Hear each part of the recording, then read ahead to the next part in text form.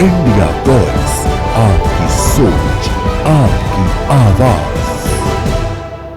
नमस्कार, स्वागत है आप सभी का झारखंड की खबरों में। मैं आपके साथ निकिता कश्यप। बुलेटिन की शुरुआत करते हैं खबर रांची से है, जहां स्थित ऐतिहासिक और प्राचीन राम जानकी तपोवन मंदिर में मुख्यमंत्री हेमंत सोरेन ने पहुंचकर मंदिर परिसर में चल रहे पुनर्निर्माण और सौंदर्यीकरण कार्यों का निरीक्षण किया है। और जहां निरीक्षण के दौरान उन्होंने मंदिर को और भी अधिक भव्य, आकर्षक और श्रद्धालु के लिए सुविधाजनक बनाने की दिशा में हो रहे कार्यों की समीक्षा की है। जहां आपको बता दें कि अधिकारियों ने निर्माण कार्य की गुणवत्ता, सुरक्षा और समयबद्धता पर भी विशेष ध्यान केंद्रित किया है। और इसके अतिरिक्त मंदिर परिसर की साफ सफाई और व्यवस्थाओं का भी जायजा उनकी ओर से लिया गया। इस अवसर पर मुख्यमंत्री हेमंत सोरेन ने मंदिर में पूजा अर्चना कर राज्यवासियों की सुख समृद्धि और शांति के साथ साथ उन्नति की भी कामना की है। जहां अधिकारियों ने इस पावन स्थल के संरक्षण और इसे धार्मिक और सांस्कृतिक केंद्र के रूप में सशक्त बनाने पर भी जोर दिया है।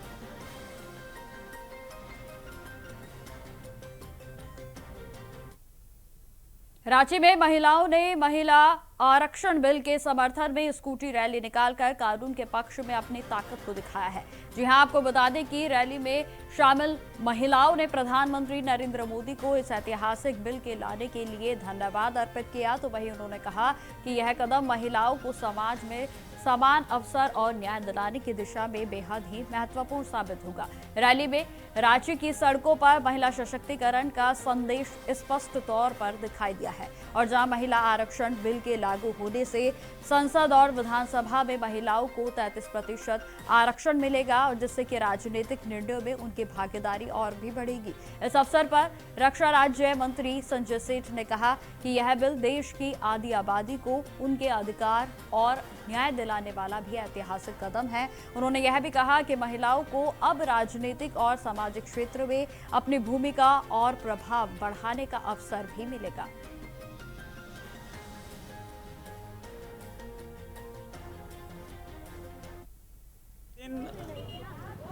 देश की आधी आबादी के लिए बहुत महत्वपूर्ण, जब नारी शक्ति वंदन अधिनियम लोकसभा राज्यसभा में चर्चा होगी, गंभीर चर्चा के बाद जब कानून बनेगा, तो देश के प्रधानमंत्री नरेंद्र मोदी जी जो संकल्प लिया था और जो देश की आधी आबादी को जो उन्होंने कहा था कि हम आपको न्याय देंगे, और प्रधानमंत्री नरेंद्र मोदी जी उस संकल्प को, क्योंकि देश जानता है मोदी जो कहते हैं सो करते हैं। मोदी ने जो जो कहा उसको धरातल पर उतारा, उसको पूरा किया।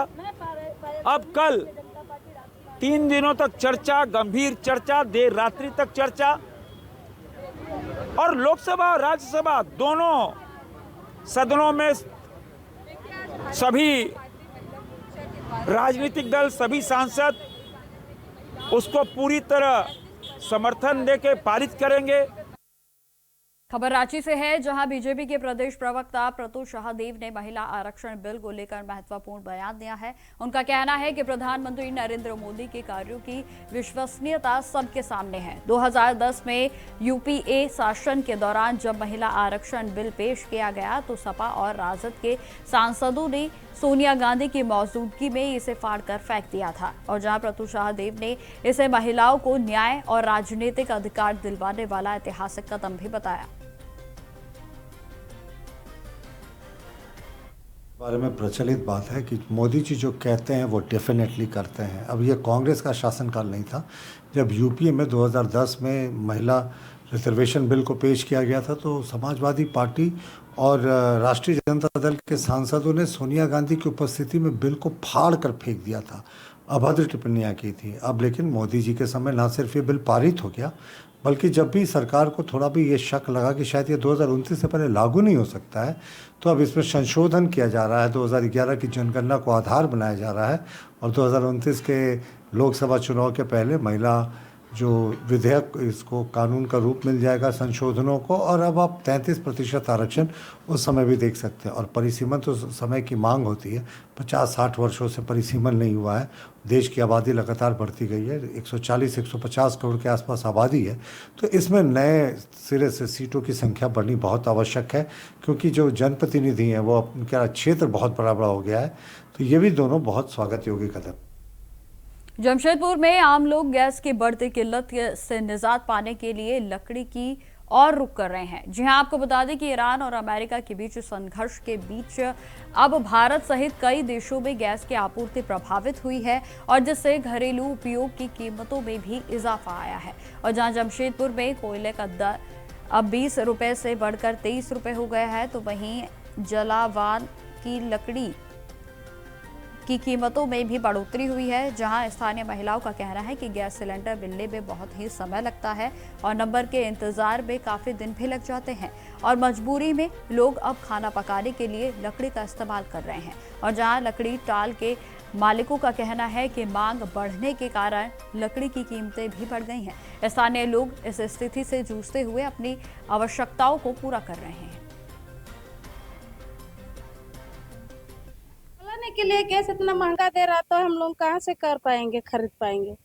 यहाँ चुन चुन के ले जा रहा, सोना इतना महंगा दे रहा, हम लोग तो गया भी नहीं गैस का। जहाँ पे लकड़ी तो जलाने पे कैसे खाना पकाएंगे, लकड़ी लाना पड़ेगा कहीं से और चुन चान के लेके जाना पड़ेगा। हाँ, हो रहा है।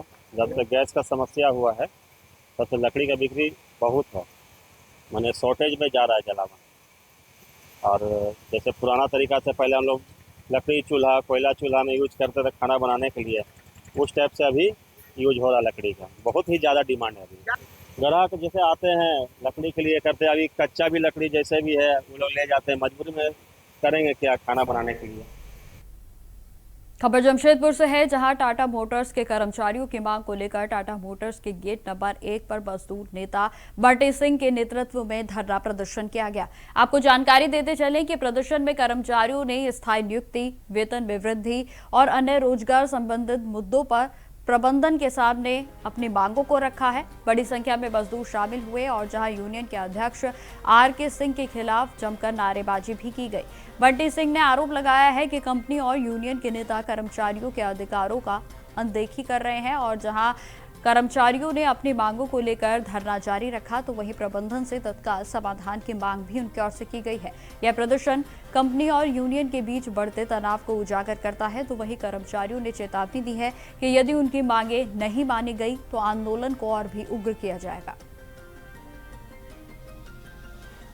मुख्य वजह ये रहा है कि लगातार टाटा मोटर्स प्रबंधन के कुछ भ्रष्ट अधिकारी और यूनियन के जो महामंत्री आर.के. सिंह, उनके द्वारा मिलीभगत करके लगातार ऐसा काला कानून लाया जा रहा है जिससे मजदूरों का शोषण बढ़ते जा रहा है। पहले तो जियो ग्रेड लाया गया, मान लीजिए जियो ग्रेड ला के कोई मतलब नहीं था। हम 2 साथी एक ही साथ अप्रेंटिसशिप किए हैं, एक साथी को 50,000 में परमानेंसी किया गया, एक साथी को 35,000 में परमानेंसी किया जा रहा है, 30,000 में किया जा रहा है, तो सीधा 20,000 रुपये का हक मार लिया गया। जबकि एक बात समझ में नहीं आता, जब एक साथ पढ़ाई लिखाई की है तो समान काम का समान वेतन वाला हिसाब किताब होना चाहिए। फिर भी, और इस चीज़ के लिए सारे लोगों को पता है, लेकिन किसी ने कोई आवाज़ नहीं उठाया। मजदूरों ने फिर भी इसको किसी तरह मानना। अब दिन पे दिन क्या होता है, कभी इंश्योरेंस की पैसा का राशि को बढ़ा दिया जाता है, कभी ब्लॉक प्रोविजन को बढ़ा दिया जाता है। मान लीजिए कि अभी एम्प्लॉय सन था, उसको बंद कर दिया गया। आप देख रहे हैं कई सालों से अप्रेंटिसशिप का एग्जाम नहीं हो रहा है, तो स्थानीय को नौकरी कैसे मिलेगा, युवाओं को नौकरी कैसे मिलेगा, एम्प्लॉय जो सन है उनको नौकरी कैसे मिलेगा। उसके बाद अभी जो ग्रेड लाया गया उसमें कहा गया था कि जो भी बर्खास्त कर्मी है जिसे गलत तरीके से निकाला गया है उनको वापसी किया जाएगा। अब खबर चतरा जिले से है, जहां लावालूंग क्षेत्र में पुलिस ने 72 घंटे के भीतर बड़ी कार्रवाई करते हुए करोड़ रुपए के अफीम और डोडा जब्त कर लिया है। जी हां, आपको जानकारी देते चले कि गुप्त सूचना के आधार पर सिमरिया के एसडीपीओ की टीम ने खाखर गांव में छापेमारी की और 8.7 किलो गीला अफीम, तो वहीं 370 किलो डोडा और 109 किलो पोस्ता दाना बरामद किया गया है। इस दौरान 6 तस्करों के घरों की तलाशी की गई, लेकिन सभी आरोपी फरार पाए गए हैं। जहां आपको बता दें कि पुलिस ने कुछ दस्तावेजों को भी कब्जे में लिया है। लगातार कार्रवाई से इलाके में सक्रिय नशा तस्करों के बीच में जहां हड़कंप मच गया, तो वहीं पुलिस फरार आरोपियों की गिरफ्तारी के लिए लगातार अभियान चला रही है और जहां इलाके में सुरक्षा व निगरानी को भी बढ़ा दिया गया है।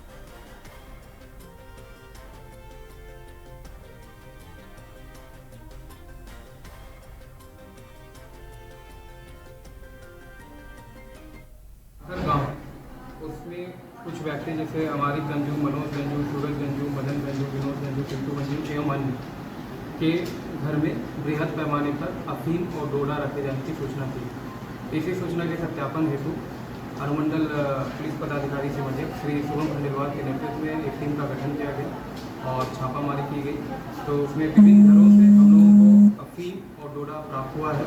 तो कुल मिलाकर टोटल अफीम 8.7 किलोग्राम अफीम प्राप्त हुआ है और डोडा 370 किलोग्राम प्राप्त हुआ है। पोस्ता दाना 109 किलोग्राम प्राप्त हुआ है और अभी उसके घर से हम लोगों ने आधार कार्ड भी प्राप्त किया है।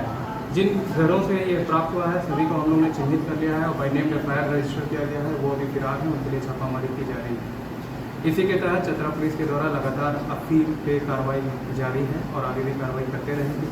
सरकारी लगातार छापामारी करते हुए एक अच्छी खपत को जब्त किया है। इसका कुल मूल्य अगर आप देखेंगे जो जब्ती हुई है वो लगभग 1 करोड़ का मूल्य। इसमें चैलेंज है, एक्चुअली रिमोट एरिया होता है तो उसमें हम लोग जब जाते हैं तो कहीं ना कहीं थोड़ा उन लोगों को आइडिया लग जाता है तो वो घर छोड़ के भाग जाते हैं। तो जब्ती तो हो जा रही है बट उनकी गिरफ्तारी नहीं हो पा रही है, बट हम लोग लगे हुए हैं और जल्द से जल्द उनकी गिरफ्तारी हम लोग सुनिश्चित कर लेंगे। रामगढ़ जिले की पुलिस ने समय रहते एक बड़ी आपराधिक साजिश को नाकाम करते हुए वसूली में सक्रिय राहुल दुबे के गैंग के 2 सदस्यों को गिरफ्तार कर लिया है। जानकारी देते चले कि आरोपियों के पास से अवैध हथियार, कारतूस और एक मोटरसाइकिल को भी बरामद किया गया और जहां पूछताछ में दोनों आरोपियों ने स्वीकार किया है कि वे गैंग के लिए काम करते हैं और किसी बड़ी आपराधिक घटना की योजना बना रहे थे। जहां एसपी अजय कुमार ने जानकारी दी है कि जिले में वसूली और संगठित अपराध में शामिल गिरोह के खिलाफ लगातार सख्त कार्रवाई की जा रही है। उन्होंने कहा कि गैंग के कई सदस्य पहले ही गिरफ्तार हो चुके हैं और हाल ही में वसूली को लेकर हुई फायरिंग की घटना में शामिल अधिकांश अपराधियों को पकड़ लिया गया है। एसपी ने यह भी स्पष्ट किया है कि कानून व्यवस्था को प्रभावित करने वालों के खिलाफ सख्त कार्रवाई लगातार जारी रहेगी और किसी भी सूरत में उन्हें बख्शा नहीं जाएगा। राहुल दुबे के द्वारा अभी हाल में कुछ घटनाएं की जा रही थी। इसी क्रम में कल मुझे सूचना प्राप्त हुई कि राहुल दुबे गैंग के कुछ अपराधी हैं जो कि पतरातू के एरिया में घूम रहे हैं और किसी घटना को अंजाम देने वाले हैं। इसी सूचना पर तुरंत हमने एसडीपीओ पतरातू गौरव गोस्वामी को इनको बताया और इन्होंने अपनी टीम लेके चारों तरफ ये फैल गए और कई जगहों पे एंटी क्राइम चेकिंग चलाई गई। और इसी क्रम में हेसला पतरातू के हेसला में जब एंटी क्राइम चेकिंग कर रही थी तो एक बाइक आया, बाइक सवार पुलिस को देख के भागने की कोशिश करने लगे और जो हमारी टीम थी पतरातू थाना प्रभारी और रानीनगर थाना प्रभारी और आसपास के कई टीम जो कई जगहों पे चेकिंग कर रही थी और इन लोगों के द्वारा उनको पकड़ा गया। और बाइक सवार को जो पकड़ा गया तो उनका नाम पूछने पर एक ने करण करमाली और दूसरे ने शिवम मिश्रा बताया। दोनों पतरातू क्षेत्र के ही रहने वाले हैं और एक के कमर से पिस्टल और जिंदा गोली बरामद की गई है और साथ ही उसी बाइक पे थैला पे रखा हुआ एक कुछ सामान रखा गया था जिसको चेक करने पर पाया गया कि उसमें कार्बाइन है जो कि लोडेड है और उसके साथ में उसमें भी जिंदा गोली बरामद की गई है। और साथ ही साथ इन लोगों के द्वारा कन्फेस किया गया है, कबूल किया गया है कि अभी पिछले दिनों जो ओसम दूध फैक्ट्री पर जो गोली चलाई गई थी और वहां पे पर्चा छोड़ा गया था और लोगों में दहशत फैलाई गई थी, इसमें ये लोग शामिल है। और पुनः एक दूसरी फैक्ट्री पर ये लोग गोलीबारी की घटना को अंजाम देने के उद्देश्य से ये लोग निकले हुए थे और सही समय पे इंफॉर्मेशन मिला और हमारी पूरी टीम ने बहुत मशक्कत करके इन लोगों को पकड़ा है और एक बड़ी घटना को अंजाम होने से पहले ही रोक दिया। खबरें लगातार जारी रहेंगी, फिलहाल रुकते छोटे से ब्रेक के लिए। तो ब्रेक के बाद एक बार फिर से स्वागत है आप सभी का। बढ़ते हैं खबरों की ओर। खबर साहिबगंज जिले से है, जहां जिरवा बाड़ी थाना क्षेत्र के अंतर्गत काटरगंज में आयोजित लक्ष्मी नारायण यज्ञ मेले में अचानक से गोली चलने से अफरा तफरी का माहौल बन गया। जहां आपको बता दें कि गोली लगने से एक खिलौना दुकानदार महेश मंडल, जिनकी आयु 23 वर्षीय बताई जा रही है, गंभीर रूप से घायल हो गया। आपको जानकारी देते चले कि शिव कुमार रोजाना की तरह अपनी दुकान को चला रहा था और दुकान समेटने के बाद यज्ञ स्थल के पास अन्य दुकानदारों के साथ भोजन कर रहा था और इसी दौरान अज्ञात बंदूकधारी की गोली लगने से उसका जबड़ा पूरी तरह से गंभीर रूप से घायल वह हो गया है। जहां आपको बता दें कि डॉक्टरों ने प्राथमिक उपचार के बाद गंभीर स्थिति को देखते हुए उच्च चिकित्सा केंद्र के लिए रेफर कर दिया। तो वहीं घटना के तुरंत बाद मेला परिसर में हड़कंप मच गया और जहां पुलिस भी मौके पर पहुंची तो वहीं आपको बताते चले कि पुलिस की ओर से मामले की कार्रवाई जारी है। तब साइड से मतलब एंट्री वुंड और एग्जिट वुंड हमें दोनों प्रतीत हो रहा था और काफ़ी ब्लीडिंग हो रहा था। तो हमने जो ठुड्डी का हड्डी देखा वो चूर चूर हो गया था, हड्डियाँ मतलब बारीकी से टूट गई थी। तो हमने उसका इलाज कर दिया, फिर हमने थाना प्रभारी को सूचित कर दिया था रात में ही, और अभी उसका इलाज चल रहा है। खतरे से बाहर है, लेकिन उसका जो हड्डी जो टूटा है आपका चेहरे का, तो उसके लिए हम लोग यहाँ पर अगर समझी व्यवस्था नहीं हुई तो उसको बाहर हम लोग भेजेंगे। अच्छे अब खबर सिमडेगा से है, जहां पुलिस को नशा तस्करों के खिलाफ बड़ी सफलता हाथ लगी है। जानकारी देते चले कि बांसजोर ओपी क्षेत्र के भुकुम मुंडा के जंगल मार्ग पर गश्ती के दौरान पुलिस ने उड़ीसा से सिमडेगा होते हुए गांजा तस्करी की सूचना पर एक संदिग्ध होंडा सिटी कार को रोक लिया, और जहां कार पे सवार 3 लोगों में से एक महिला भी शामिल बताई जा रही है। जानकारी के अनुसार तलाशी लेने पर पुलिस ने 28 किलो गांजा बरामद किया है, और जिसे 14 पैकेट्स में छिपाया गया था। जहां गिरफ्तार आरोपियों की पहचान भी कर ली गई है। तो वहीं आपको यह भी जानकारी देते चले कि पूछताछ में आरोपियों ने स्वीकार किया है कि वे गांजा उड़ीसा से लोहरदग्गा तक सप्लाई करने के लिए ले जा रहे थे, और वहां से इसे अन्य स्थानों पर भेजा जाना था। जहां पुलिस ने गांजा और वाहन को जब्त करते हुए तीनों आरोपियों को जलडेगा थाने में मामले को दर्ज करते हुए न्यायालय में पेश कर दिया है। सिमडेगा को सूचना मिली थी राहुल केला रायबोगा के रास्ते जंगल होते हुए एक संदिग्ध बंगाल नंबर की कार में कुछ लोग सिमडेगा की ओर आने की सूचना है। एसपी के निर्देशानुसार त्वरित कार्रवाई हेतु जमशेदपुर के जुगसलाई थाना क्षेत्र में पुलिस ने अवैध हथियारों के खिलाफ बड़ी कार्रवाई करते हुए एक युवक को गिरफ्तार कर लिया है, और जहां आरोपी के पास से देसी पिस्टल, जिंदा गोली और अन्य आपत्तिजनक सामान को बरामद किया गया। तो वहीं यह कार्रवाई गुप्त सूचना के आधार पर की गई है, और जिसमें कि अपराधियों की आवाजाही की जानकारी मिली थी। जिसके बाद जुगसलाई थाना क्षेत्र में पुलिस ने पुलिस अधीक्षक के निर्देशन पर विशेष टीम का गठन करते हुए इलाके में सघन चेकिंग अभियान को चलाया, और जिसमें आरोपी को धर दबोचा गया।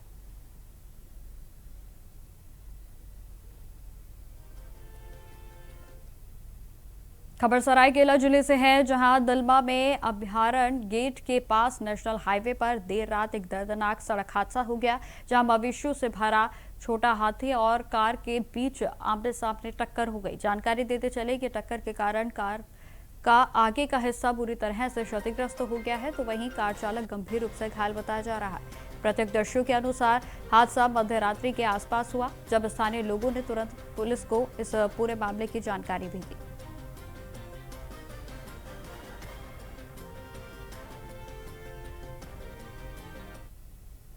जमशेदपुर में नारी शक्ति वंदन अधिनियम की जन जागरूकता सम्मेलन का आयोजन किया गया, और जहां पर पिस्टोपुर में स्थित माइकल जोन सभागार में हुए इस कार्यक्रम में बड़ी संख्या में महिलाएं शामिल हुई। जानकारी देते चले कि सांसद विद्युत वरण महतो, पूर्व सांसद गीता कोंडा, तो वहीं जमशेदपुर के पूर्वी के विधायक पूर्णिमा साहू और बीजेपी के वरिष्ठ तमाम नेतागण यहां मौजूद रहे, जहां वक्ताओं ने अधिनियम के लाभकारी प्रावधानों पर विस्तार पूर्वक चर्चा भी की।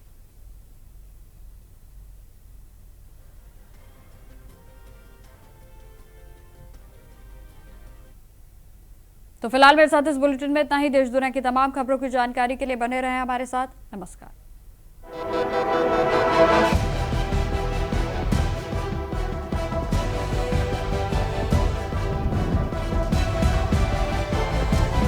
इंडिया वॉइस, आपकी सोच, आपकी आवाज।